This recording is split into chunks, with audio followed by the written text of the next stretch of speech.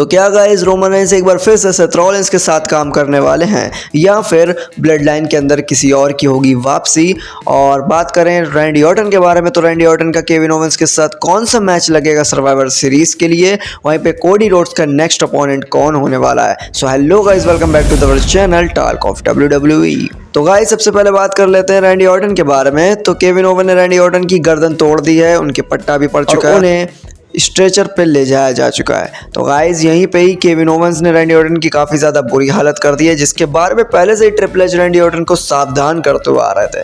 और मैं आपको बता दूं कि केविन ओवन का कोई भी अपोनेंट नहीं है। तो अपडेट ये निकल के आ रही है कहीं ना कहीं सर्वाइवर सीरीज से पहले जो रॉ और स्मैकडाउन के एपिसोड होने वाले हैं उसके अंदर हो सकता है हमें रैंडी ऑर्टन की वापसी देखने को मिले और केविन ओवेंस के अपोनेंट अभी रैंडी ऑर्टन ही रहे। मतलब इन लोग की जो स्टोरी लाइन चल रही है वो भी कंटिन्यू रहने वाली है। और अगर इन दोनों का मैच ऐसे ही मारधार वाला चलता रहा तो हो सकता है कहीं ना कहीं हमें रैंडी ऑर्टन और केविन ओवेंस का एक एम्बुलेंस मैच देखने को मिल सकता है सर्वाइवर सीरीज के अंदर, क्योंकि सर्वाइवर सीरीज के अंदर हमें काफ़ी ज़्यादा खतरनाक मैच देखने को मिलते हैं और हो सकता है हमें रैंडी ऑर्टन और केविन ओवन का ये वाला मैच देखने को मिले। और इसके बाद गाइस बात करते हैं अपने कोडी रोड्स के बारे में। तो कोडी रोड्स के लिए कुछ अपडेट निकल के आई हैं जो कि होने वाली है उनके नेक्स्ट अपोनेंट के लिए। तो उनके नेक्स्ट अपोनेंट से पहले हम पहले ब्लड लाइन के बारे में तो बात कर लें, जहाँ पे मंडे नाइट रॉ के एपिसोड के अंदर हमें देखने को मिला था कि पूरी ब्लड लाइन के अंदर एक आपसी में बात छिड़ी हुई है कि जो 5वां मेंबर ब्लड लाइन का होने वाला है वो आखिर कौन होगा।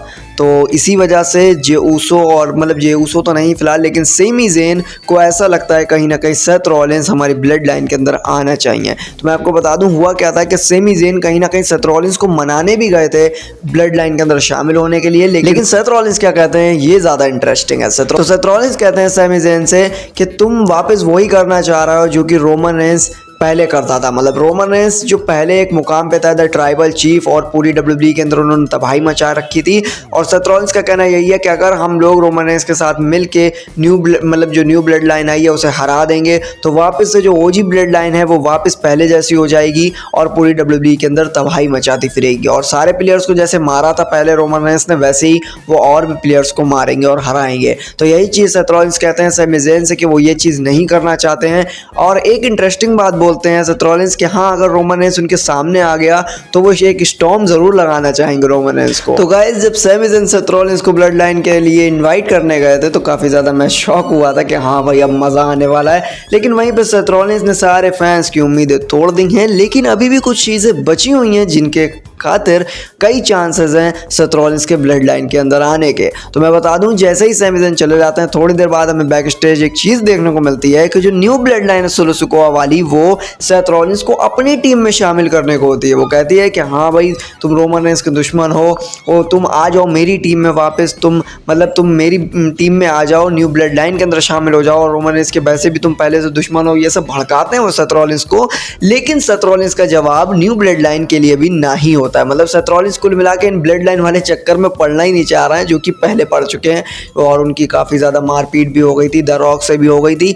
तो इसी वजह से वो ज़्यादा अब इस मामले में नहीं पड़ना चाह रहे हैं। लेकिन हमें कई चांसेस ऐसे दिख रहे हैं कि हमें ब्लड लाइन के अंदर सेथ रॉलिंस देखने को मिल सकते हैं, क्योंकि अगले हफ्ते मंडे नाइट रॉ के एपिसोड के अंदर हमें Seth Rollins versus Bronson read का एक मैच देखने को मिलने वाला है, जहाँ पे हो सकता है जैसे हमें जे ऊसो रोमन रेंस की ब्लड लाइन के अंदर शामिल होते हुए देखिए, हो सकता है इसी तरीके से सेथ रॉलिंस के साथ भी कुछ स्टोरी लाइन घुमाई जाए। हमें देखने को मिल सकता है जैसे तरीके से सोलो सिकोआ जे ऊसो की मदद करने गए थे उसी तरीके से सेथ रॉलिंस की भी मदद करने आएंगे ब्रॉन्सन रीड के मैच में। और कहीं ना कहीं सोलो सिकोआ सेथ रॉलिंस की हार का कारण बन सकते हैं, जिस वजह से सेथ रॉलिंस सोलो सिकोआ से बदला लेने के लिए कुछ ना कुछ तो सोच सकते हैं, जैसे ब्लड लाइन के अंदर शामिल होने का, या अगर शामिल नहीं होने का तो न्यू ब्लड लाइन से बदला लेने का तो सोच ही सकते हैं और किसी ना किसी तरीके से वो न्यू ओजी ब्लड लाइन में आने की कोशिश कर सकते हैं। तो अभी तो फिलहाल स्टोरी लाइन बनाई जा रही है, सर्वाइवर सीरीज तक ये देखना पड़ेगा कि आखिर सेथ रॉलिंस रोमन रेंस की ब्लड लाइन के अंदर आते हैं या फिर नहीं। फिलहाल और भी काफ़ी ज़्यादा प्लेयर हैं जो कि रोमन रेंस की टीम में हमें देखने को मिल सकते हैं।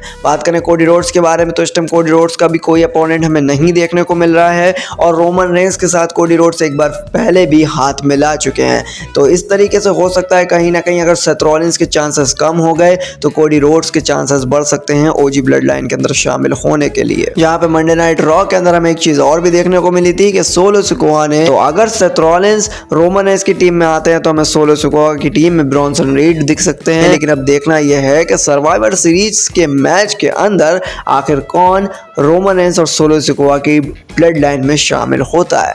तो नेक्स्ट एपिसोड में मिलेंगे नेक्स्ट अपडेट के साथ, तब तक के लिए बाय बाय।